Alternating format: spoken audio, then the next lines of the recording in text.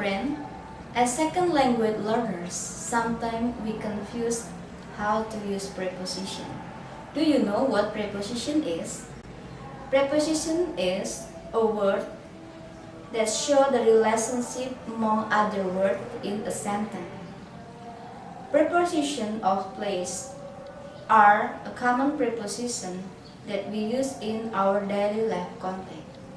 We will learn about preposition of place with Mrs. Young and her daughter Lizzie. Let's see. Mother, where is the bird? Oh, the bird is on the tree. Mother, where is the bird? Oh, the bird is in the box. Mother, where is the bird? Lizzie, the bird is behind the tree.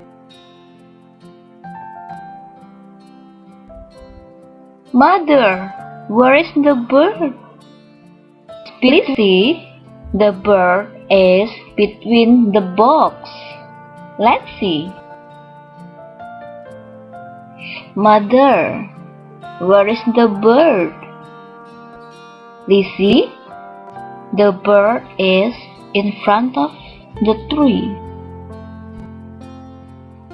Lizzie, although you always ask the same question, I will always answer because I love you so much.